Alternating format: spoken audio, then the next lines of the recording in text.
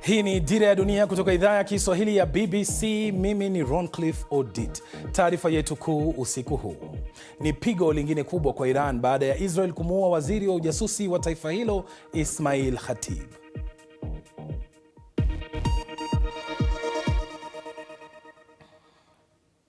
Rais wa Iran Masoud Pezeshkian amethibitisha kuwa waziri wake wa ujasusi Ismail Khatib ameuawa. Mapema hii leo waziri wa ulinzi wa Israel Katz alisema kuwa majeshi ya Israel yalimuua Ismail Khatib katika shambulio la usiku. Waziri Khatib alihusishwa na siasa na baadhi ya sera za ukandamizaji zaidi za utawala wa Iran. Israel Katz pia anasema yeye na waziri mkuu wa Israel Benjamin Netanyahu wameruhusu jeshi kumuua afisa yeyote mwingine wa ngazi za juu wa Iran bila kuhitaji idhini maalum.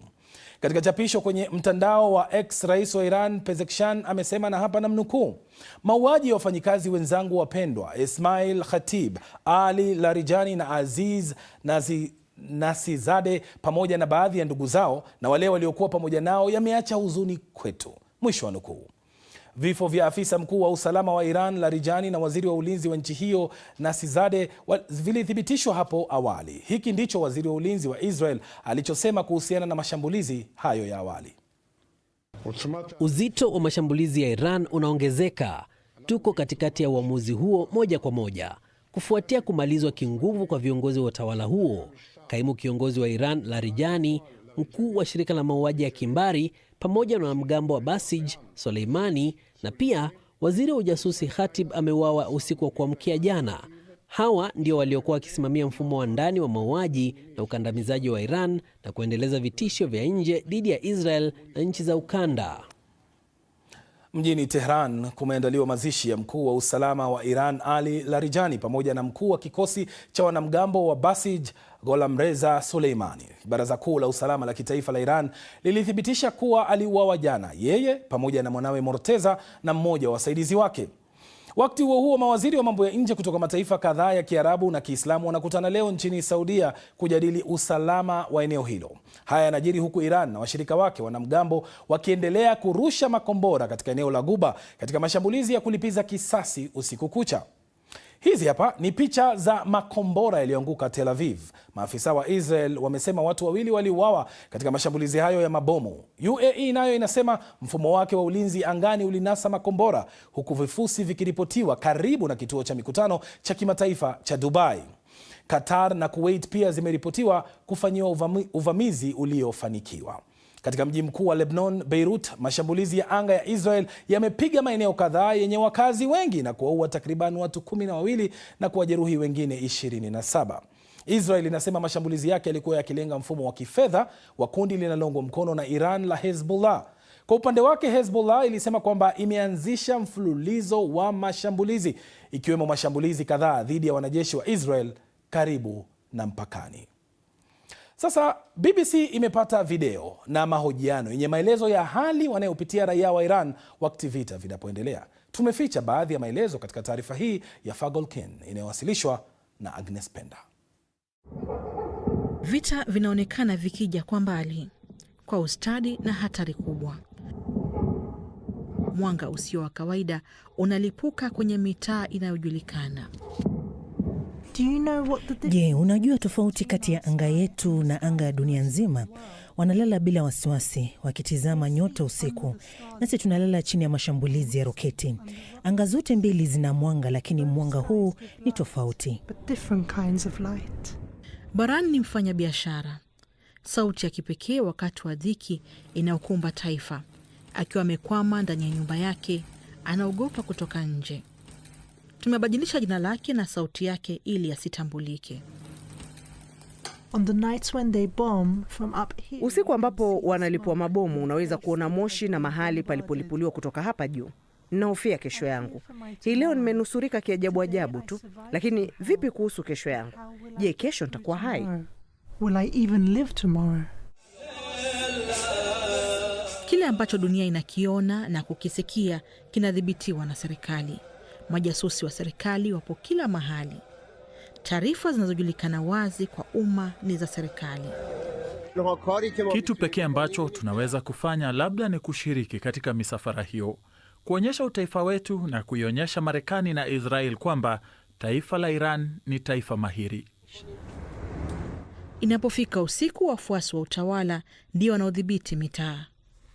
Msafara huu unaonekana kupitia dirisha la jumba moja la makazi ya watu jijini Tehran. Sasa ninaona makundi ya watu barabarani ambao sio wenzetu na hawatoki hapa. Ni watu wanaounga mkono serikali na ambao wametupokonya mitaa yetu. Ali, ambaye pia tumeficha sauti yake na sura yake, ni kama wengi hapa ambao hisia zao zimeathirika na vita. Yeye anapinga kwa nguvu utawala wa Iran, ila wakati huo huo ni nchi yake inayoshambuliwa. Hali inatisha. Kwa karibu wiki mbili sasa, napoona ndugu zangu, naona tumaini na hofu ya siku zijazo. Hofu kwamba anga ya nchi yako inadhibitiwa na vikosi vya adui, lakini wakati huo huo watu wamejawa matumaini moyoni mwao. Sio kwamba tunaunga mkono Israel ama Marekani, ila matumaini kwamba inawezekana kwa wakati mmoja jambo likafanyika na kumaliza utawala wa sasa wa Iran na watu wakaweza kuleta mabadiliko.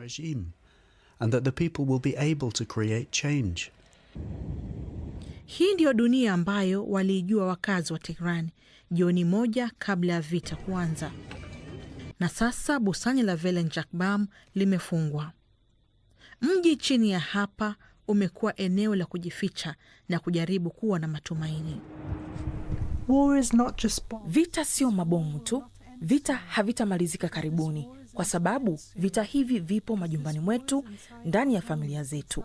Hivi vita vimeingia kwenye damu na vimeingia ndani ya maisha yetu.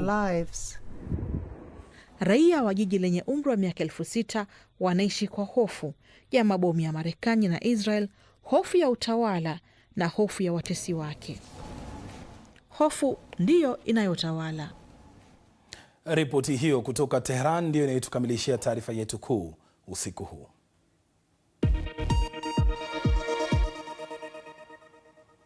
Matangazo haya yanapeperushwa na Star TV Tanzania, One TV nchini Uganda, Mishapi TV huko DRC, pamoja na KTN na K24 TV nchini Kenya. Pia unaweza kutazama matangazo haya katika ukurasa wa Facebook na YouTube wa BBC Swahili. Ukitaka maelezo zaidi kuhusu taarifa hiyo, pia unaweza kuyapata kupitia simu yako ya mkononi. Mtandao wetu ni bbc.com/Swahili. Hii ni Dira ya Dunia kutoka idhaa ya Kiswahili ya BBC. Tutakaporejea, tuna mahojiano maalum na aliyekuwa naibu rais wa Kenya Rigathi Gachagua kuhusu mustakabali wa siasa za taifa hilo.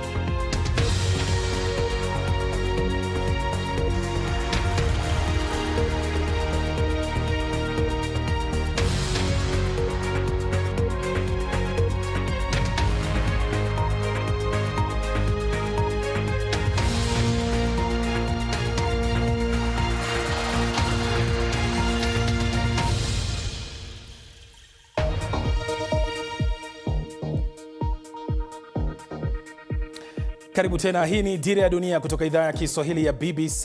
Mimi ni Roncliffe Odit. Sasa cheche za maneno, mirengo mipya ya kisiasa na ubabe wa vyama tayari vimeanza kusheheni nchini Kenya. Ni miezi 14 tu kabla ya uchaguzi mkuu wa mwaka ujao 2027.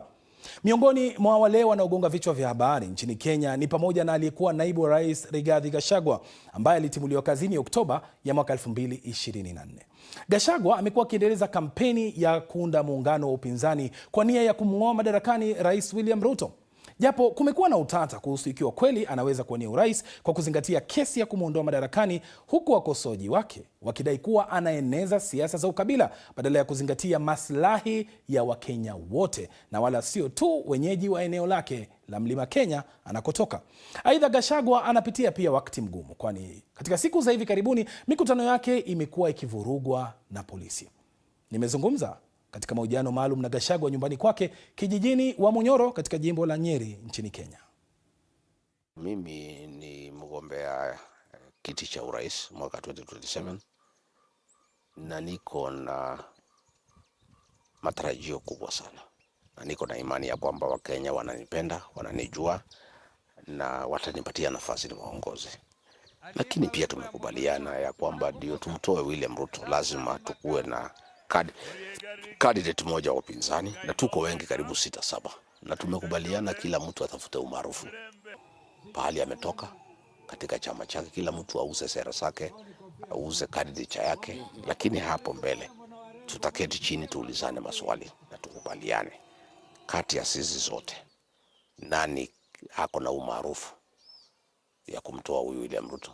Kwa muda mrefu umejitokeza sana kama ukiongea maslahi ya watu wako wa mlima, na tuko hapa Wamunyoro, na kuna baadhi ya watu wanahisi kwamba wewe ni kiongozi wa mlima zaidi kushinda kuwa kiongozi wa Kenya. Hata mimi ni kiongozi wa Kenya, lakini siasa ya Kenya inaanza nyumbani. Huwezi pata umaarufu kwa jirani kama una umaarufu nyumbani. Unaanza kutafuta umaarufu nyumbani. Ukishapata umaarufu nyumbani, unaongea na watu ya nyumbani, wanakubariki. Uende kwingine ukatafuta umaarufu. Huo si ukabila? Si ukabila, inakuwa namna hiyo. Hata wazungu wanasema charity begins at home. Mimi mwenyewe nimetafuta umaarufu mlimani, nimekubalika kabisa na kila mtu 100%, na nimeomba baraka kutoka nyumbani, watu ya Mlima Kenya munibariki, niende sasa nikatafute uongozi, na nimebarikiwa na watu ya Kenya, nianze kutembea. Wakati ukiwa bado wewe ni naibu rais, kulikuwa na matamshi uliyoyatoa kuhusiana na shares au hisa, kwamba serikali hii ni ya watu wa hisa, na kuna baadhi ya watu mheshimiwa ambao wanajiuliza, kwa mfano Mpokomo ambaye anatokea Tana River, ambaye katika historia yao wana kiti kimoja tu cha labda useneta katika viongozi wa Kenya, anauliza, mimi hata nikipata baraka za kwetu nyumbani ni kura kidogo sana. Sasa itakuwaje kwa mtu kama huyo pia kesho kufurahia kuwa kiongozi Kenya? Mheshimiwa, Wakenya wote wanastahili kupata maendeleo na kufanyiwa kazi, kwa sababu watu wanalipa kodi. Mimi sikusema ati serikali ni ya hisa wengine wakose. Nilisema kila mtu apewe ile ambaye anastahili kupewa. Unajua, sisi tukitafuta serikali na William Ruto tulizunguka katika kaunti zote 47 na tukaweka mkataba na wananchi ya kiuchumi na kila kaunti. Kwa hivyo mimi nilikuwa na kila kaunti ikauliza mambo yao, na hizo ndizo sheria zao. Kasema sisi, ukiwa rais wa Jamhuri ya Kenya utufanyie ABCD. Mimi nilikuwa nasimama hapo ya kwamba kila Mkenya apewe haki yake, ile ambayo tuliweka kwa mkataba. Mikutano yenu imekuwa ikishambuliwa sana na polisi kila wakati, hata mkiwa ndani ya kanisa. Hii kwanza inakufanya unajihisi wewe vipi wewe kuhusu usalama wako mwenyewe, lakini kutoka sasa mpaka mwaka 2027 mnafikiria mtakuwa salama na mtaruhusiwa kupiga kampeni tu kama watu wengine? Kusema ukweli, Oditi, mimi saa ingine naogofya sana juu ya maisha yangu na watu wangu, familia yangu na wafuasi wangu, kwa sababu tangu nifurushwe ofisi nimeletewa vita kanisani na nje ya kanisa mara 24. Nimepiga ripoti kwa polisi, hakuna hatua yoyote imechukuliwa. Matumaini na mpango ya hii vita ni kufanya mimi niogope, niwache kupiga kampeni ya kuondoa hii serikali. Na mimi nikiogopa, hao watakuwa wamefaulu. Kwa hivyo mimi nikiigiza baridi niogope, nirudi nyumbani hapa Wamunyoro ama Nairobi nikae, hao watu watakuwa wamefaulu. Kwa hivyo mimi naendelea. Katika siku za hivi karibuni viongozi wa upinzani hawajapewa nafasi. Tanzania chama cha upinzani Chadema hakikushiriki hata kwenye uchaguzi. Kiongozi wake Tundu Lissu yuko jela. Uganda Kizza Besigye yuko jela. Una wasiwasi kwamba Kenya inaweza ikaenda kwenye njia sawia na hiyo? Kenya sio Uganda na sio Tanzania. Hii nchi ya demokrasia, nchi ya wapiganiaji huru. Hao wa Kenya ni wazalendo ambaye wako na rekodi ya kukataa kukaliwa na kutawalwa na mabafu. Na hapa hawezi zuia upinzani isimamishe viongozi, hawezi funga sisi jela. Hawa wa Kenya ni tofauti. Tatizo liko wapi mpaka wewe useme leo Kenya inahitaji uhuru na watu wanahitaji mtu kama wewe kuwakomboa? Wakoloni wako lakini ni weusi. Kwa sababu ile tabia wakoloni wale weupe na hao weusi ni moja. Kunyanyasa wa Kenya, kunyakua mashamba yao, kuteka watoto nyara, kuwaua, kutoza watu kodi ambaye haijulikani pahali inaenda. Hiyo maneno ndio mkoloni mweupe alikuwa anafanya. Hakuna tofauti vile iko sasa, tuko na mkoloni mweusi na ndio ni uchungu zaidi hata kwa Mkenya. Afadhali Mkenya afinyiliwe na mkoloni mweupe kwa sababu huyu ni mgeni hapa. Lakini huyu mkoloni mweusi ni Mkenya amechagua na yeye mwenyewe amegeuka, amekuwa adui ya Mkenya. Na unapozungumzia hayo maneno mheshimiwa, yanafanyika si Kenya tu, tumeona hata Tanzania, tumeona Uganda. Unafikiri ni kwa nini viongozi wa Afrika Mashariki sasa wamegeukia tabia hiyo ya kuwanyamazisha watu ambao wanajaribu kuwakosoa? Hao viongozi wa Afrika Mashariki wameambukizana tabia mbaya. Kenya ni tofauti sana na Uganda. Kenya ni tofauti sana na Tanzania. Wakenya ni watu ambaye hawezi kubali kutawalwa na mabafu. Hawezi kubali mauaji. Wakenya ni tofauti sana na ndugu zetu na dada zetu wa Tanganyika na Uganda. Wakenya ni watu ambao hawezi kubali. Na historia ya Kenya vile alipambana na mkoloni inajulikana wazi. Swali langu la mwisho, kuna baadhi wanahoji kwamba Mheshimiwa Rigathi Gachagua amekuwa katika nafasi ya uongozi kwa miaka mingi. Tangu enzi zile watu wakisema ulikuwa dio. Sasa kwa muda huu wote umefanya kazi na serikali mbalimbali na wewe ndiye uliyemleta William Ruto. Wewe ndiye uliyemuuza kwa watu wako hawa wa mlima. Na ukasema William Ruto mimi nina imani na yeye. Sasa kesho ukija hapa wa Munyoro utuambie kwa mfano nina imani na Mheshimiwa Kalonzo, nina imani na Matiang'i, ama nina imani na mimi mwenyewe. Watu wanajiuliza tutakuamini vipi tena Mheshimiwa Gachagua? Ni kweli mimi ndio nilimuuza William Ruto hapo mlimani. Na nimeomba msamaha kwa watu wetu kwa sababu alinichenga na akachenga sisi zote. Sababu sisi tunajua ni Wakristo. Mtu yeyote akija na Biblia na kusema ameokoka na anamwamini Yesu ni Bwana, sisi tunamwamini. Sisi hatukujua hii ni chui imevaa ngozi ya kondoo. Tumekuja kujua saa ile tumemchagua, ametoa makucha. Na alifanya mzuri akatoa makucha mapema. Kwa sababu kama angeficha hii makucha tumchague muhula ya pili, saa ile hastahili kura, angetuumiza zaidi. Kwa hivyo tunashukuru Mwenyezi Mungu ya kwamba alishindwa kuvumilia akatoa makucha zamani mapema. Makosa tuliyofanya tumekubali, mimi na wananchi, hata maaskofu, kila mtu. Si ati mimi peke yake nilisema William Ruto achaguliwe. Kanisa iliongoza kwa sababu alikuja kanisani kila Sunday na Biblia kubwa na kuiba nyimbo zetu na kutoa ushuhuda vile ameokoka.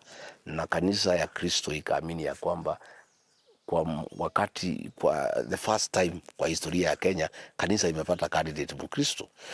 Kumbe alikuwa tu ni kuhadaa wa Kenya. Sasa amejulikana, ametoa makucha, amejionesha, ametoa marangi yake yote. Na kwa hivyo Wakenya wamesema kufanya makosa si mbaya.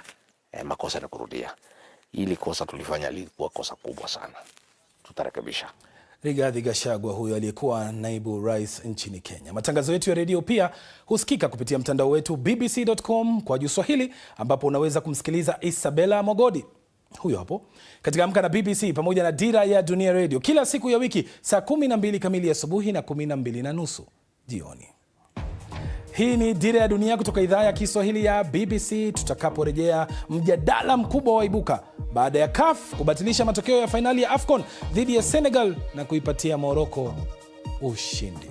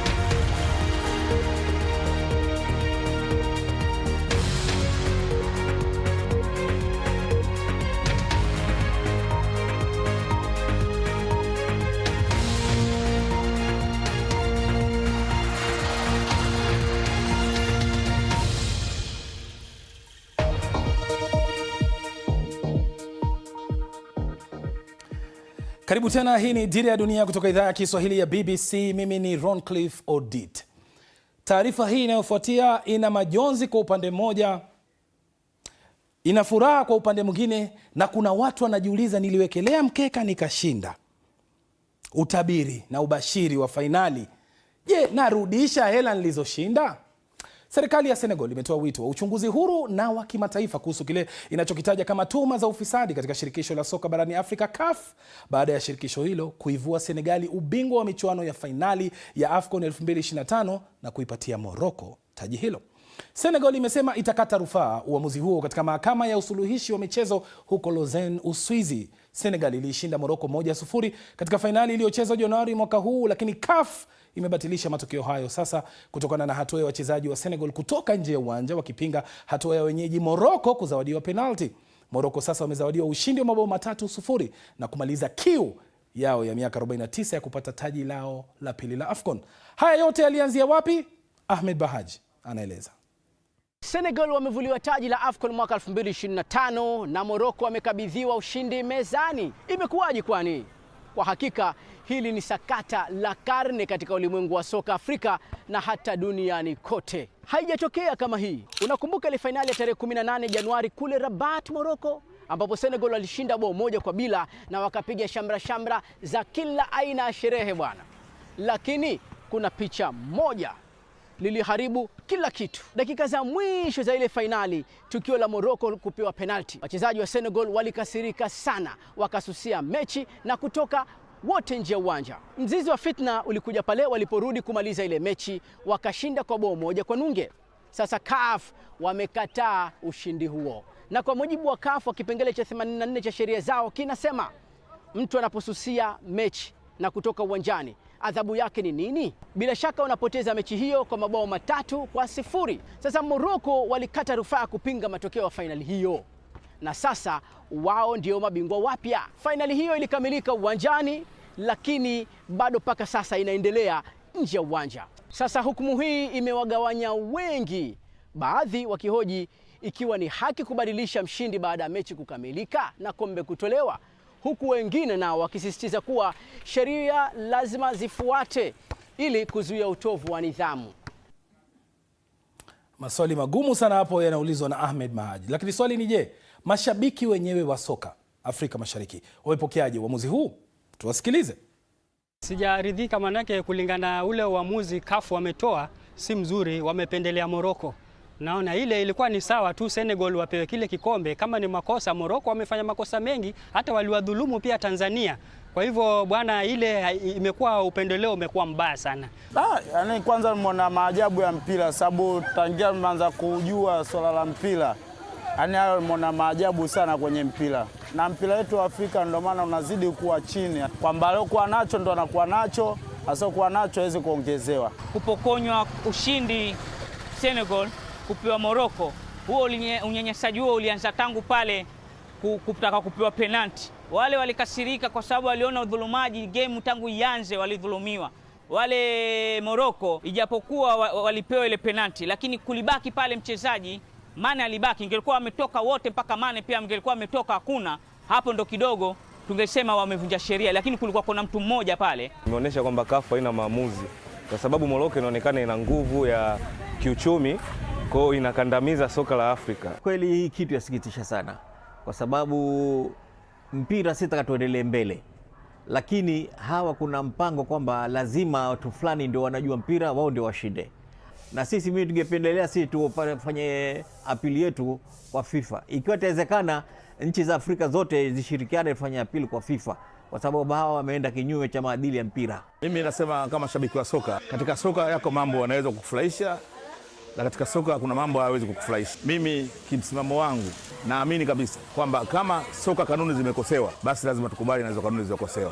Mimi sikufeel vizuri venye ile game ilipewa kwa Morocco. Senegal walifeel vibaya, waliwavunja moyo sana. So ilikuwa nataka hiyo game irudishwe kwa Senegal ili wafeel vizuri, maana waliwavunja moyo venye walipokonya hiyo game. Swali najiuliza ni je, kila game tushacheza turudie? Swali gumu sana. Na vipi kuhusu watu ambao walikuwa washafaidika na matokeo ya mechi hiyo? Wacha tupie macho kwanza ukurasa wetu wa interneti, ambapo kuna taarifa mbalimbali ikiwa ni pamoja na makala za michezo, picha pamoja na video, ikiwemo taarifa hii kuu ya Iran yathibitisha kuuawa kwa waziri wake wa ujasusi baada ya kifo cha Larijani hapo jana, na taarifa nyingine chungu nzima ikiwemo hiyo uliosikia muda mfupi tu uliopita kuhusiana na Senegal kuambiwa rudisheni kombe la wenyewe. Mimi naitwa Roncliffe Odit. Taarifa hizi na nyingine nyingi katika mitandao yetu ya kijamii, BBC Swahili au mimi binafsi @Roncliffe Odit. Niseme shukrani sana kwa waliofanikisha matangazo haya, akiwemo mwelekezi wangu Mato ambaye leo anasherehekea siku yake ya kuzaliwa, miaka 42 duniani. Happy birthday Martin. Usiku mwema.